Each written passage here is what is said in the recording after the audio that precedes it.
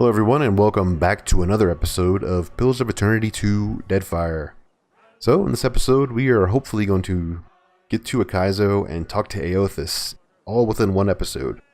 And we can only do that because we're going to avoid a major fight to come. So before we do that, I do just want to mention a few things.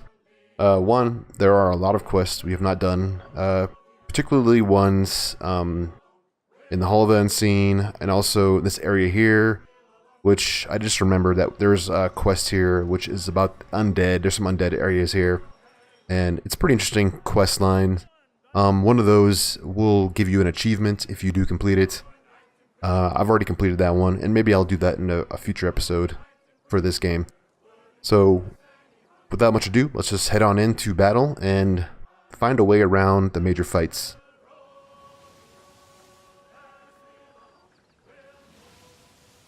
Alright, so this is the encounter with the pirate army, and of course we have our Valian navy with us as well. There's plenty of ocean to sail and many lands to explore, but what lies ahead of you dwarfs them all. Should you choose to sail on, you suspect there will be no return. Not to the Deadfire, you have come to know. Continue forward. You set a course through the channel and into uncharted turbulent seas. Andra's mortar rages on the horizon, a vast wall of roiling clouds and rain, punctured by the silver flickering of lightning. The wind pushes against you as if to ward whatever lies beyond from the mighty junk's approach. Mighty junk leads the fleet, crashing through the turbulent waters, like an axe through armor. Gods alive, Beodil mutters, staring up at the storm. Little Woedica blinks at the blackening sky. New and old salt once, who claimed the mortar were the edge of the world. I called him a fool. Now, though, Navigator's head shakes sadly. Now I ain't so certain. Head bowed slightly, Eld Ingram smiles. Today is a good day as any to learn what the gods have in store for us. Captain, one of the hands cries. Hostile vessels inbound to forward port. With a shake of the head, Beodil emits a grim chuckle. Suppose it'd be too much to ask to be left let alone out here? The inverted crown flies atop the mast of the motley Principe fleet, along with a dozen other pennants and colors representing a dozen different pirate lords and ladies. Their shanties are audible even against the storm. The approaching fleet numbers at least as many ships as your own, maybe more. Beodil frowns against the wind. The fleet's turning, Captain, setting their gun ports against the enemy. Waving her hat overhead, Tulia Longfrost whoops eagerly. Finally, some excitement. The hands look to you from their stations. Beodil's eyes hold yours. The crew stands ready at the captain's orders. Okay. So we have an option. We can actually join the fight. If we want to utilize our resources the best, we can actually let them fight it out, which I would recommend doing this unless you really want to see what happens when you join the fight, which is you can destroy them. Not too hard, actually. So let them fight it out. Take us into the storm, Ikiku. Deck presses against your feet as the mighty junk comes about, the thunder of cannon fire vying with the thunder continuously rolling from the mortar. Your ship straightens, the bow pointed directly into the storm. You lurch forward as the deck pitches violently. You grab the aft rail, keep from going overboard. Beneath you, just below the surface of the water, swims some immense creature. It moves towards the battle, the water curling back like parted skin on either side of the beast, to reveal a monstrosity not of flesh, but of slick Adra and gleaming metal. So this actually is the guardian of Ukaizo. Surface of the water bulges, then bursts, and with a roar like a crash of the surf, a dragon explodes from the water.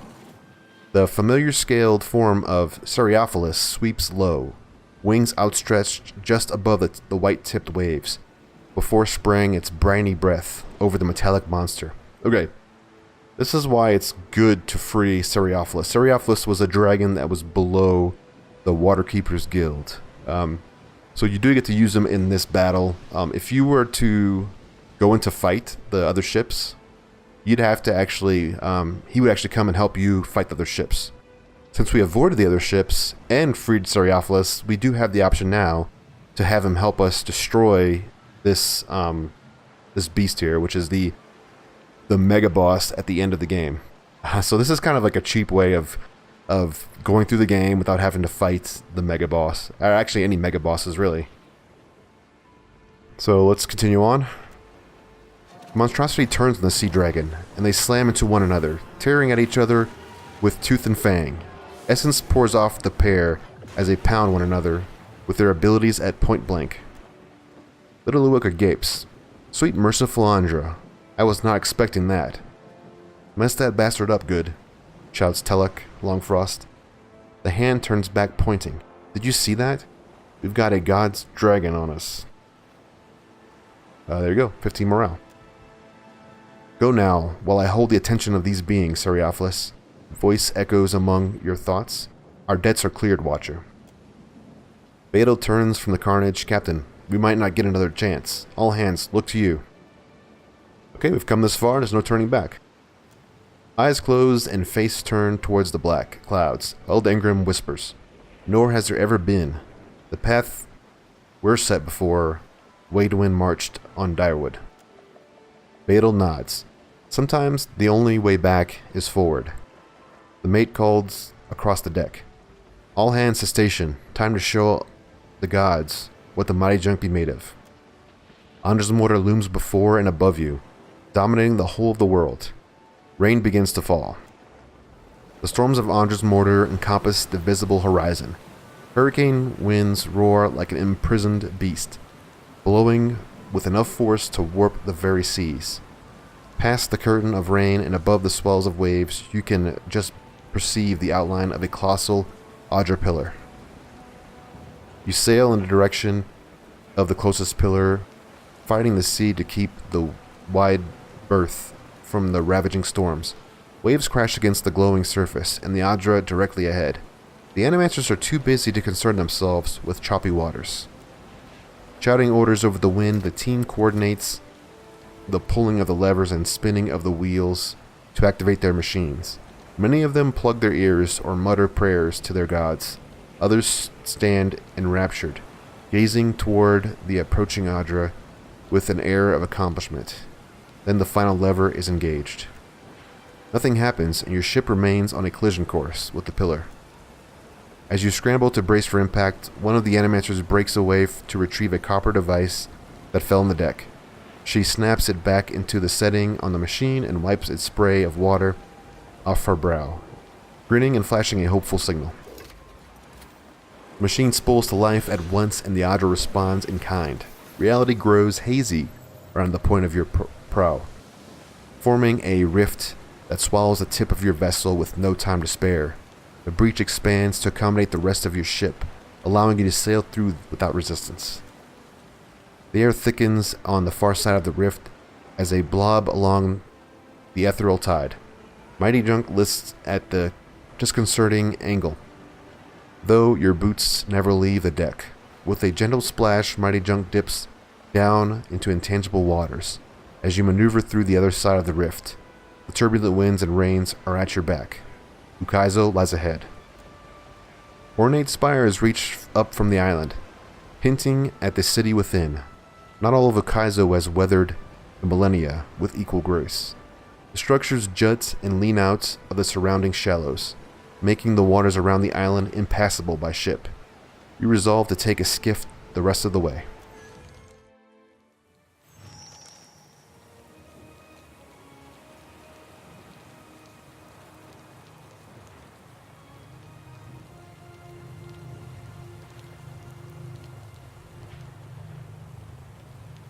Alright, we made it to Ukaizo. This is the final encounter, really.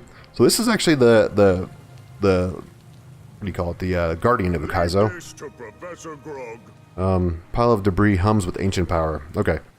So this is what's left of the Guardian of Ukaizo after the dragon Eothas fought it. So it's definitely beneficial to release the dragon instead of imprison him and keep him there. even if the Hawaiian don't like it.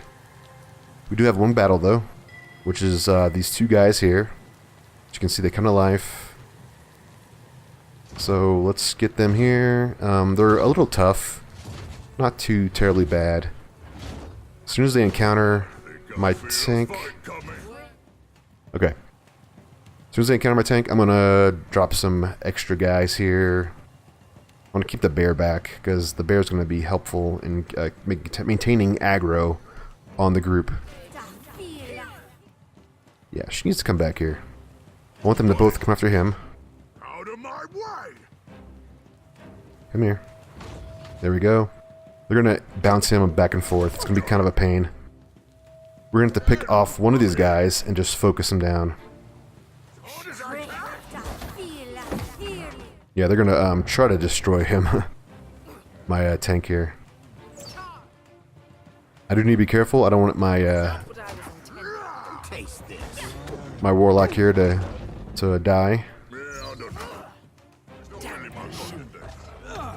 Okay. Yeah, he's going to be fighting a lot. So I did get a new spell, which we can use, which is a martial power. Pretty powerful. I'll try to keep him up with spells. And then he's just going to tank this guy. Pretty much the best way to get this going. I'm here. Absolutely.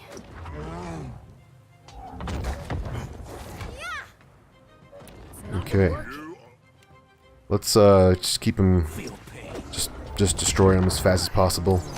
I should keep him buffed up as much as possible. And I can actually give him some spells. I'm no help here. Stay with us. Okay, the guy died. The bear did. All right. So let's just get another round of people down. He needs to definitely heal up. I'm gonna keep him healed as much as possible.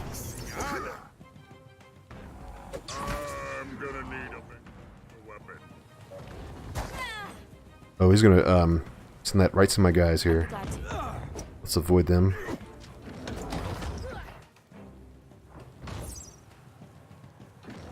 They'll hurt yet. Where is he at? Gee, he's like way over there.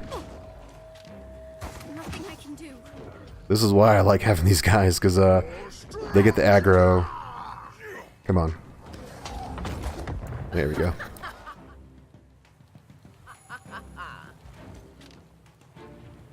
Okay, he's almost done. Let's just make sure he's not going to die. I shan't miss again. Stand together. I'll have your eyes for that one.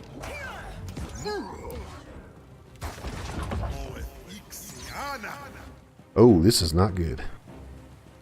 Let's try to get everybody on him. He's going to attack me. Yeah, I'm going to back out of this. I'll take disengage, that's going to be fine. Alright, let's just keep killing this guy.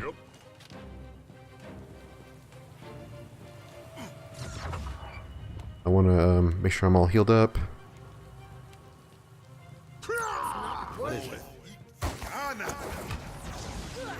I'm here. As you wish. Yeah, we can start hitting him with spells.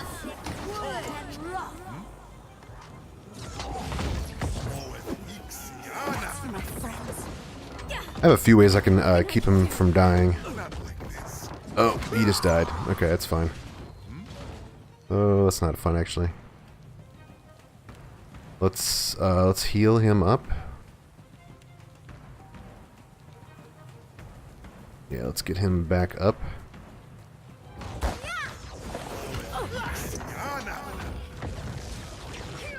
Okay, and now I can they're going after my mage here. We can keep her from dying. I'm no help here. I've got it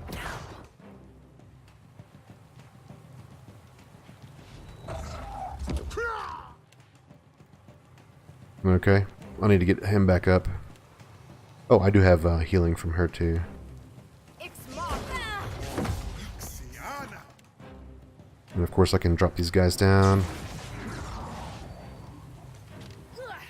Not what I was intending. Yeah, she's not going to survive from both of these guys. I shan't miss again. I'm here. I'm here. Very well.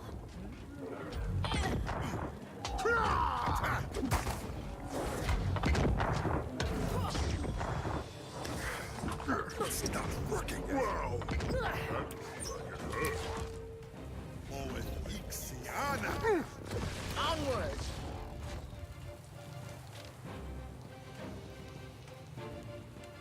Well, let's try to revive them. Can I get both of them? I don't know if I can get both of them. Ixiana. I'm I'm gonna need a bigger weapon. Word a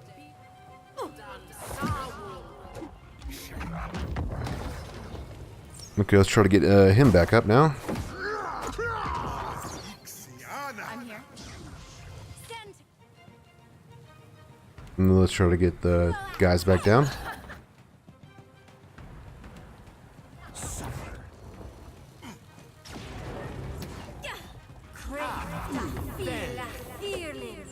No use. Yes? With pleasure. If one of you could just hit me over. Okay, let's make sure everybody is alive. With a potion, that'd be great. Then I'm gonna just pop his healing, and I'm gonna pop. So much for you. Yeah, let's just keep trying to attack him. I'm no help here. Certainly.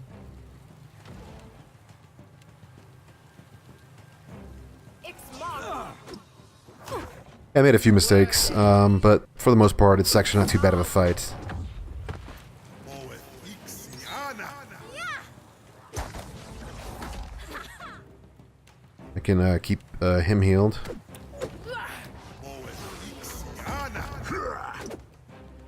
And I can also, let's do this. Not what I was intending. I'm here, of course. I'm gonna have her come back around here, get within range of healing. Of course. Yes? Yes?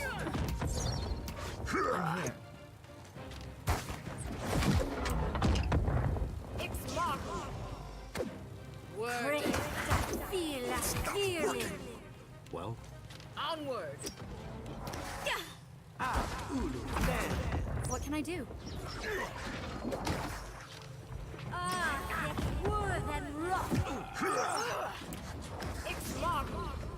I'm here. Okay, yeah, I made a few mistakes during that battle. Not too bad, though. This guy is 100 times worse than those two guys put together. Good thinking. And of course, he summons people, so it becomes a huge problem. Indeed. But let's move on. That's pretty much it for that fight. There's other broken dragon parts here as well. Yeah, let's move on. So we have to move through this area as well. We actually do. Let's not move on just yet because we actually have another encounter. I totally forgot. Let's heal everybody up. Actually, is better, I think, for her and him. And then might as well give everybody just like the best of the best. And of course, we'll give our tank Tarloaf. Let's do hearty breakfast, and then she can have. Let's see, what can she have? She could have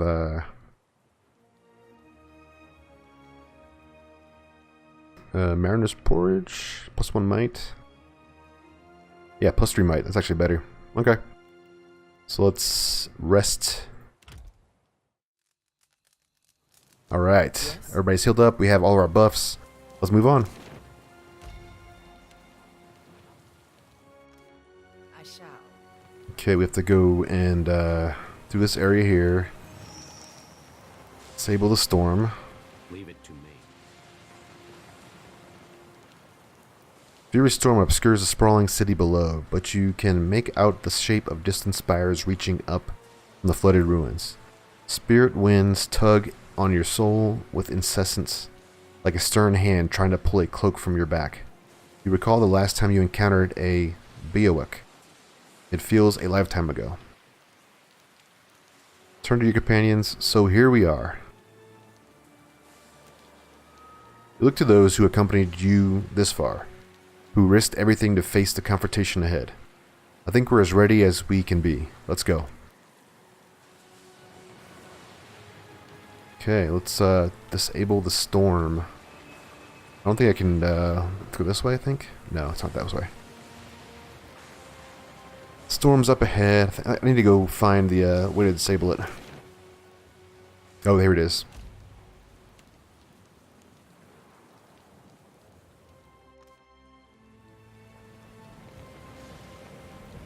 Alright, let's go find a way to turn this off.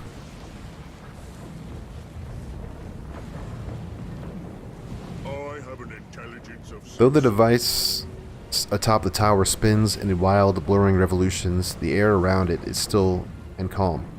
You stand in the eye of the storm, which has cordoned off Andra's mortar the rest of Eora for thousands of years. You see an antiquated control panel, its levers engaged in positions of activation.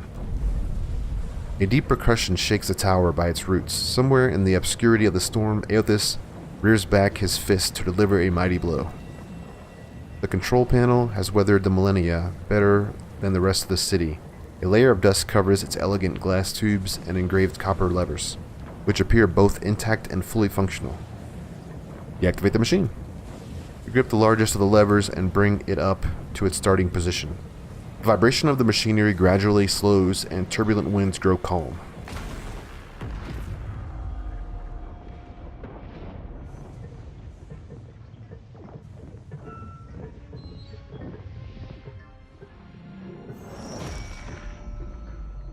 The machine controlling the storm winds down.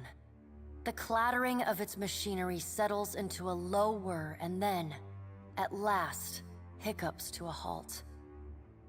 Beyond the tower, the black, roiling clouds of Andra's mortar roll away from the ancient city of Ukaizo, with only a tired sigh of wind to see them off. And on that last breath of wind, comes to you a familiar sound. The ring of a bell. The bell's ringing is soft, not the clangor and torrent you've grown used to. It calls to your soul, and your soul yearns to follow it. Your soul flees from your body and into the beyond, chasing that sound. It leads you at last to Berath's realm, to that cold platform and room of endless doors. Watcher, your journey nears its conclusion. The pallid knight stands before you, her gaunt face impassive. What will come after this? That will depend on the will of Kith, whose desires are ever in flux. Soon you will confront Eothas for what will likely be the final time, and you will do so as the Herald of Berath, the only creature on the face of Eora to whom he will listen. Remember that. The pallid knight inclines her head to you, black hair hanging lank in her face. She steps back and cedes the floor to Helia with a small, resigned sigh. If Eothas truly intends to go through with his mad plan to destroy the wheel, a generation's worth of souls will be trapped in the in-between. So many would suffer. How can Eothas be so cruel? He cannot just abandon them. Eothas must help the Kith find a quick solution. Abaddon strides forward. Eothas thrust this crisis on the Kith. They did not bring it upon themselves. Their only mistake was entrusting us to watch over them. Who will help them rebuild their world now? Eothas will reveal every secret of the gods. Will Kith be able to change the established order if they have no wonder to inspire them? Eothas must help them resolve this quickly, lest every one of Eora's few remaining mysteries be laid plain. It's Eothas' obligation to help us fix what he's about to break. Coddled children learn nothing that is not spoon-fed to them.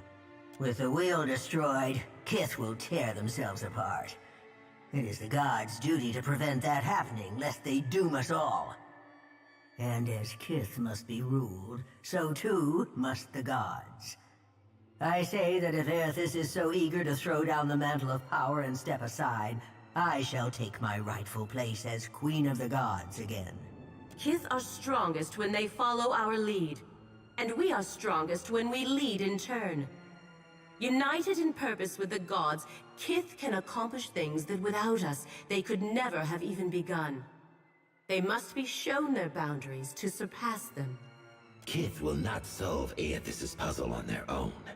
And without an established order to fight against, the bonds that bind them dissolve, and they fight amongst themselves.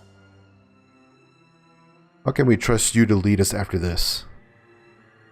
You cannot trust us, and you never should have. Only the Kith may save themselves. Woedica's firm hand is but the motherly smothering of Helia by another name.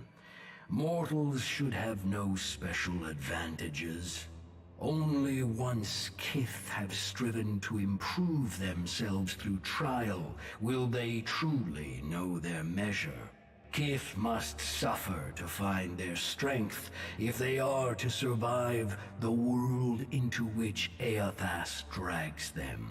Our intervention in your struggle would be a cruelty and counter to our purpose. He lets his words hang in the air for a moment. Gaze, level with your own. Indeed.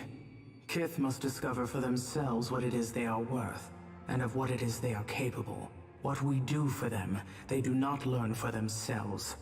Trial breeds ingenuity. If our work of generations was not in vain, Kith will succeed in spite of Eothas' actions. I have faith in Kith's ability to meet Eothas' challenge. Do not mistake my words for indifference, Watcher. They are born from a fierce belief in your potential, not a refutation of it. One of you has tried to convince me that the mortals are destined to fail, but I don't believe it.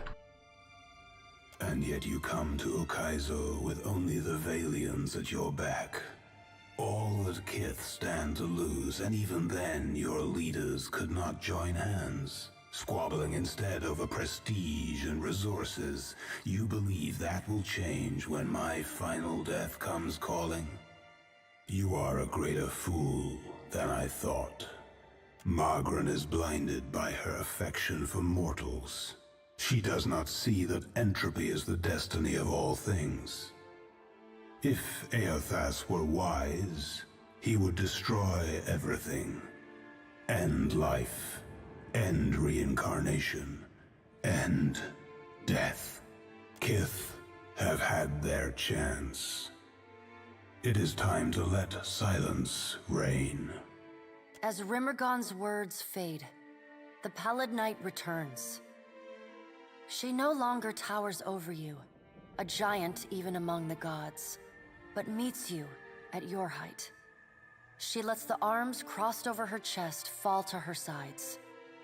She speaks to you openly, plainly, an expression almost like tenderness, turning up the corners of her lips. Well, Watcher, you know where we stand. What do you believe? True change, lasting change, it demands sacrifice. The coming days will be hard, but we'll be better for it. Take care that you do not sacrifice all, Watcher. Only what you must. The things you stand to lose, lives, institutions, beliefs, you may lose for good. Now the time has come for us to part, Watcher. I laid upon you a difficult duty, and you have discharged it well. You will be free of it in time, but not now. You have work to do yet. You are no stranger to hard choices.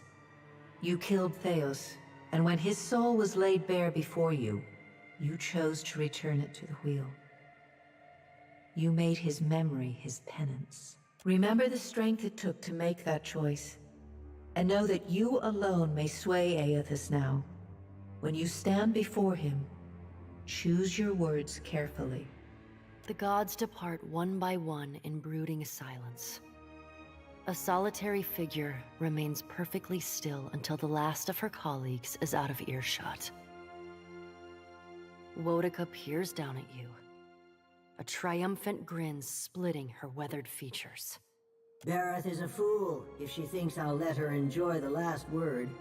You were trusted with a heavy responsibility, Watcher. Speaking for mortals, and representing their interests in the future to come. Indeed, did my choices teach you anything about us? You are ambitious to favor the Vailian republics. They shape their economy with reckless, if masterful, skill. But I fear that infighting and corruption will choke off their vision of progress in the end. Director Castal retains his authority. But how long before he must defend his position again?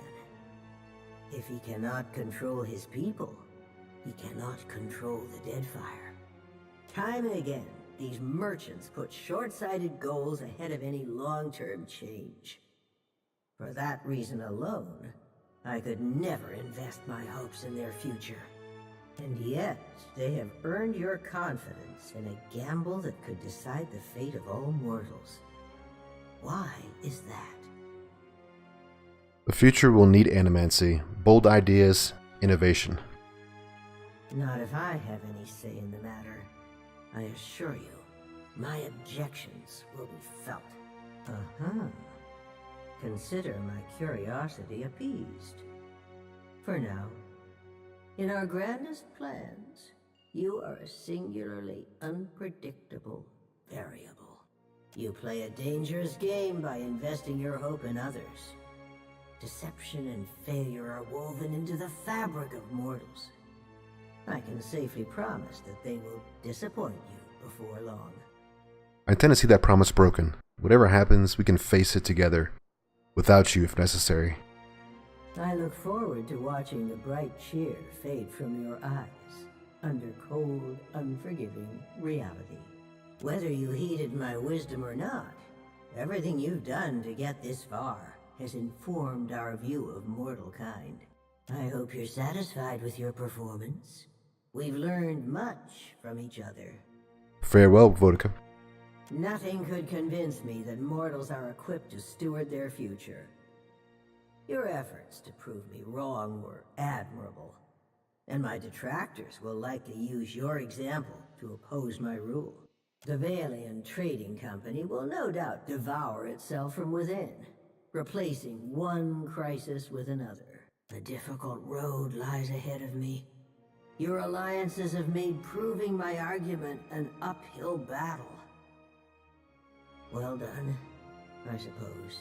Eothas will no doubt have a sunnier outlook on mortals and their chances of success.